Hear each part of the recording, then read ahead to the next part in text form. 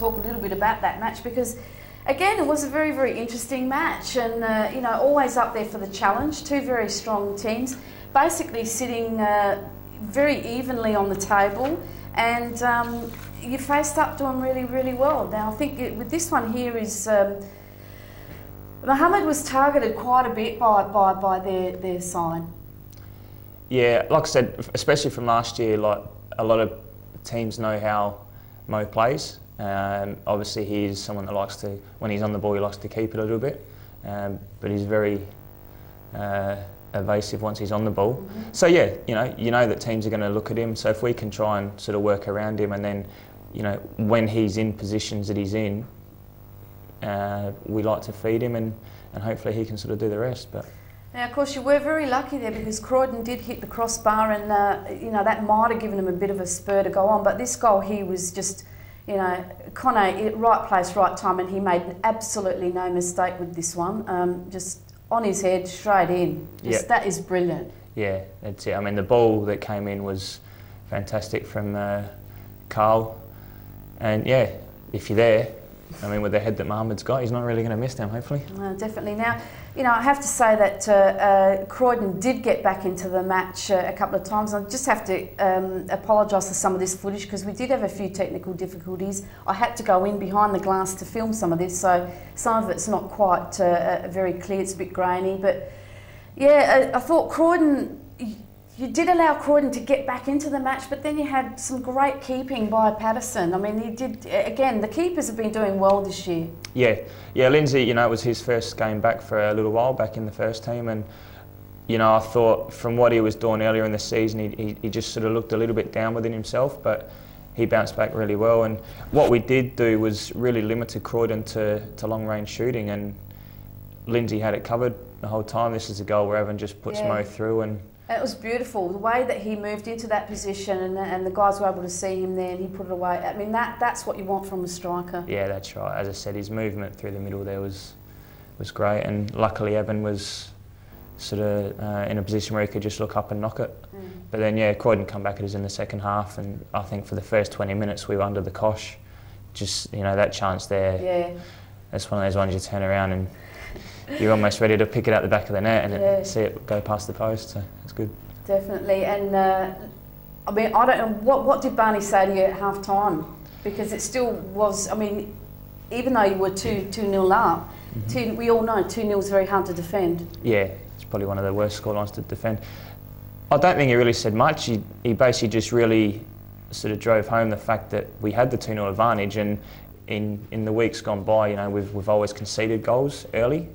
Finally, we got a clean sheet at half time, and he really just said that, it's ours to win now if we can hold on to that advantage and basically just keep the shape, defend as much as we can, and really keep the ball. And the quicker we get it moving, the harder it is for them to get it off us. So I think we did that. We had a couple of young lads in because we've had quite a few injuries. And they're always keen, they're always fit, they're always quick, and they actually really did well. Well, I have to say, I mean, I don't see a lot of your games, and I didn't recognise a lot of your players, but I mean, you did play very strong, and as you said, moving that ball quickly, your defence stayed very strong, and I think that's how you were able to contain them. And I thought they came back very, very late, very desperate towards the final, probably 5-10 minutes of the match, but it was really too late for them at that stage. I mean, you had the upper hand on them. Yeah, and I think, to their credit, they did keep plugging away. A lot of teams would probably get to a stage where, as I said, they had the first 15-20 minutes of the second half, and a lot of times they'd just peter out and that would be the end of it, but they kept coming, and they had 3-4 up front at some stage, and luckily we were just lucky to hold them out. Definitely, and of course also Croydon's keeper did very well there because he pulled off a couple of saves that could have been almost certain goals, but again, well done, because I just love watching the keepers because they're just able to keep everyone in the game, and it just makes for some exciting football. That's it. So again, very, very good win for you guys to be able to come up with that, because you moved from, I think, 8th position to 5th position with that win because it is so tight. You were able to move up, jump over Croydon, and really, even though you're 6-7 points behind the leaders, that's only 2 games away, and we've seen with some of the results that have happened, it's attainable. Yeah, definitely, and we've got the game in hand, so that can really boost us up if we can win that one. Yeah, definitely. I think it was nice to see you play some good football there and be able to come out with that win, because you were overdue. You really did need that win to stay in the mix. Yeah. Otherwise, it would have just put you too far behind. Yeah, definitely. It's the biggest cliche in football, and it's a 6-pointer for us. Come level with Croydon and Pirates. So.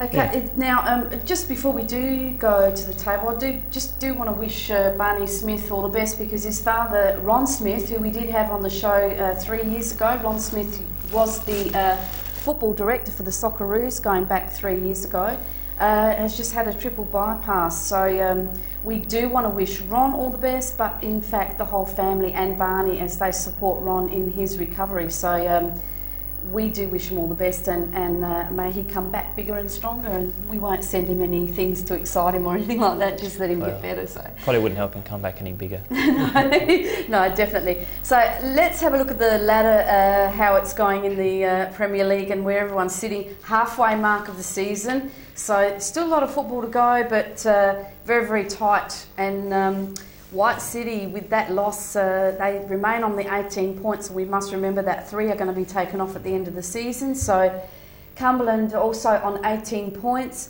Olympic moving up, they're on 17. Cobras on 17. Comets on 11. So there's a little bit of that drop there, but still in the mix. If you are able to get a couple of wins, you're still right back up there with them. Croydon also on the 11 points. Sassy dropping on to 10 points, Pirates on 10, and Salisbury 6, and Panthers are now on 4 points with that win, so well done to Panthers. Gives them something to build on, a little bit of a foundation, and maybe face up their next match and with a bit of confidence. I mean, that's what you need, don't you? When I don't know, look, when you're down the bottom, it must be so hard to just give yourself that get up and go to face the game every week. Oh, definitely. When you're having to get out, train on cold, miserable nights, knowing that you're bottom place, and especially coming up against the top team, you're always, negative as it is, and to go out and beat the top team, that's a great spur for Panthers. That's one of the biggest motivations you can get in football. So hopefully that'll keep the lads together, get a bit of morale, and just show them that, look, it doesn't matter. Premier League is a great league to play in respect to you have to be as consistent as you can week in, week out, because every team can beat every team, and that's what you play the game for, to get out there, and the Panthers boys will be stoked. Well, both of you know what that's like. I mean, you were ex-Enfield and Playford yourself, ex-Salisbury, so I mean, you know what that's like. Salisbury did it to Cumberland, and the Panthers now did it to White City, so it must be a great morale booster for the club to be able to beat the top team when you're sitting bottom. That is, when we were out at Playford, we beat Enfield, who was the top team, and it's a great feeling, and just hopefully all the South Adelaide boys can just build on that and take it on board and just go for some more points. Definitely, and we do wish them all the best, because they're sponsors of ours, so they support us too, so fantastic stuff, and we wish them all the best with the game this week. And talking about the games this week, let's have a look at the fixtures for round 10, the start of the second half of the season, so it's all business from now on. We got Panthers up against Pirates, Panthers at home, so there's no reason why they can't put up a good fight there against Pirates and see what they can do with that match. Steve, you're up against Cumberland, very, very strong side. Again, 8 p.m, Santos Stadium, so another night match, something different for them, because they wouldn't have played at night, so you may just have the upper hand here. Yeah, let's hope so.